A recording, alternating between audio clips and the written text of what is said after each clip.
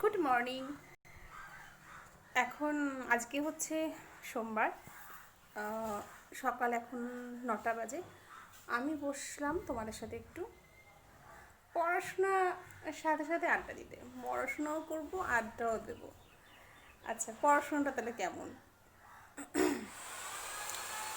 আজকে আমি খুব সিম্পলভাবে দুটো জিনিসকে কানেক্ট করে আলোচনা করব। যারা ভালোবেসে ভিডিওটা দেখবে তারা দেখো। আমি নিজে তো অ্যাকচুয়ালি টিচার, তো মাঝে মধ্যে যাই আলোচনা করি না কেন সবসময় ওই টিচিং ব্যাপারটা চলেই আসে। তো আমি আমি যেটা বলতে চাইছি যে সেটা হচ্ছে আমি ইংলিশ গ্রামারের যে ট্রেন্ডস আছে আর তার সাথে বাংলা ব্যাকরণের যে ক্রিয়ার কাল আছে সেই দুটোকে একসাথে কানেক্ট করে আজকে আলোচনা করব। সবচেয়ে প্রথমে আমি যেটা বলতে চাইছি যে আমাদের এত আওয়াজ হচ্ছে, বাড়িতে কাজ হচ্ছে, এত আওয়াজ। যাকে যেটা বলতে চাইছি যে প্রথমে আমি বলতে চাই টেন্সের কথা। তো তোমরা সবাই জানো যে টেন্স মোটামুটি 12টা: present indefinite, present continuous, present perfect and present perfect continuous. আর সেমভাবেই এবার আমরা শুধু তার আগে পাস্টকে যোগ করে দেবো। Past continuous, past indefinite, past continuous, past perfect and past perfect continuous. সেমভাবেই future indefinite, future continuous, future perfect and future perfect continuous. এই যে 12টা টেন্স আছে, তেমনিভাবেই বাংলাতেও কিন্তু এরকমই ক্রিয়ার কাল বোঝাচ্ছে 12টা। যেমন বর্তমান, ঘটমান, পুরাঘটিত বর্তমান, নিত্য বর্তমান, যেগুলো সব প্রেজেন্টে বোঝায়।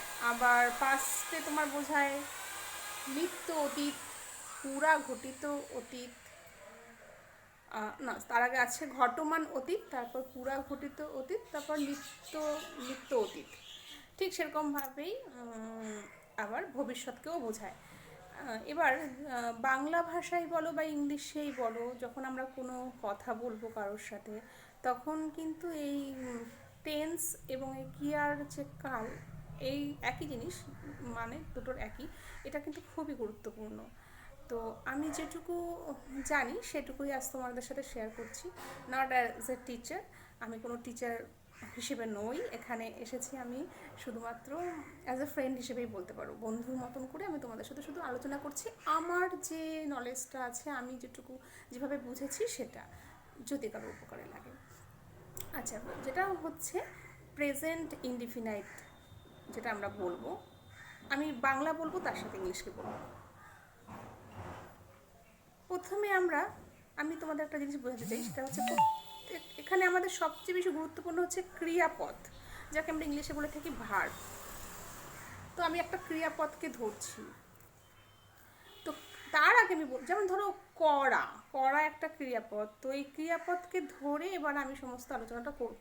তো এই করা ক্রিয়াপদটাকে বিশ্লেষণ করতে চাই বাংলার মাধ্যমে। সেটা হচ্ছে যে করা কোথা থেকে আসছে, কর বলে একটা ধাতু আছে, কর ধাতুর সাথে আ এই বিভক্তি যোগ করে তৈরি হচ্ছে করা।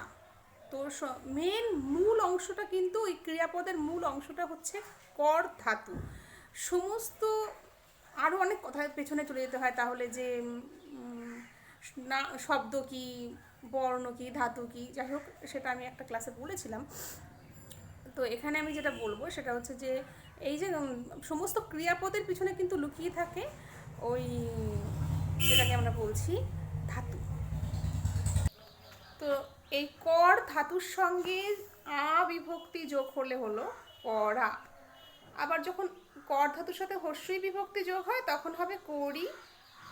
আবার ছে, করছে, ছি বিভক্তি যোগ হলে করছি, লাম হলে করলাম, এইটা এবার ভালো করে বুঝে নাও। সেটা হচ্ছে তাহলে করের সঙ্গে সিম্পলি যদি হর্ষই যোগ করে দিই তাহলে করি,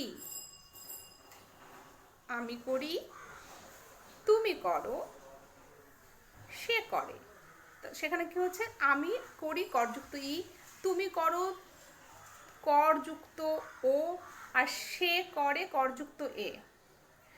এই যে করি, করো, করে, এগুলো সবই হচ্ছে সাধারণ বর্তমান, ঠিক আছে।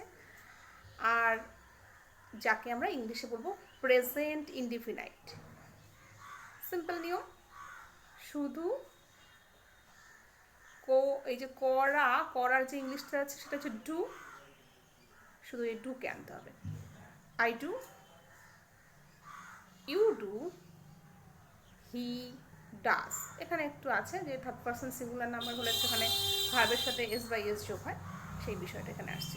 তাহলে আমি করি, আই ডু, ইউ করো, তুমি করো, ইউ ডু, সে করে, হি ডাস। হয়ে গেল প্রেজেন্ট ইনডিফিনাইট শেষ। একই সাথে প্রেজেন্ট ইনডিফিনাইট যখন বলছি তার সাথে আমি পাস্ট ইনডিফিনাইটকেও নিয়ে আসছি। পাস্ট ইনডিফিনাইটে কি হবে, আমি করি আর বলবো না, কি বলবো তাহলে, আমি করলাম।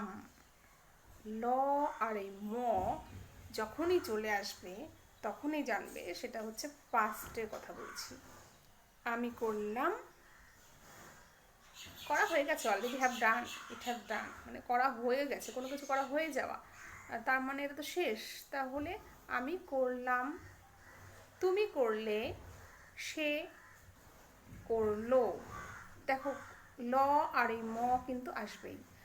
আমি করলাম, তুমি করলে, সে করলো। কি হবে, সিম্পল নিয়ম, সাবজেক্টের সাথে এই কি হবে, শুধু ভার্ব যেটা ছিল মানে ডু ভার্বটার পাস্ট ফর্ম হয়ে যাবে।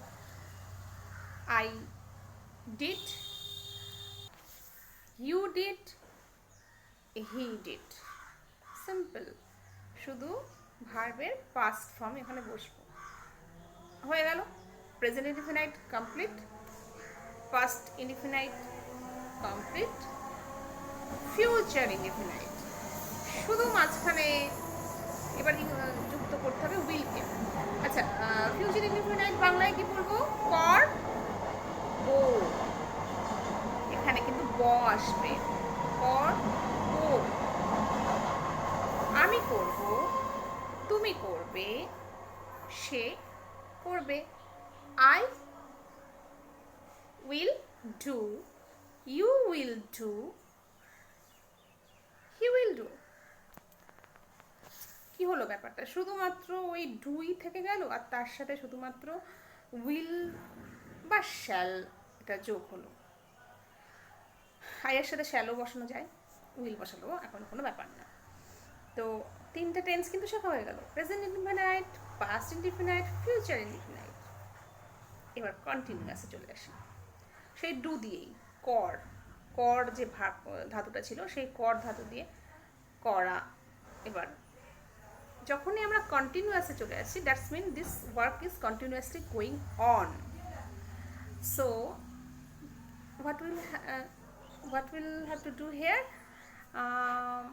আইএনজি যোগ করতে হবে। জাস্ট যে ভার্বটা ছিল, ডু যে ভার্বটা ছিল তার সাথে আইএনজি যোগ করতে হবে তিনটে ক্ষেত্রেই, প্রেজেন্টে, পাস্টে, ফিউচারে।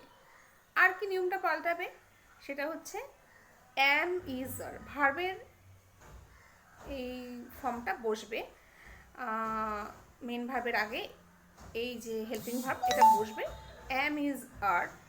এটা ডিপেন্ড করবে যে আই, পি, হি, অ্যাম ইজ আর এভাবে বসবে, এদের উপর ডিপেন্ড করবে। তো আর এবার বাংলায় বলছি, সেটা হচ্ছে আমি করি, তুমি করো, ওটা তো হয়ে গেল, প্রেজেন্টে ছিল। এবার দেখো ঘটমান যে ঘটনাটা হয়, ঘটমান অর্থাৎ কন্টিনিউয়াসলি যেটা ঘটছে, করছি, করছি, করছো, করছেন। আমি করছি, তুমি করছো, সে করছে।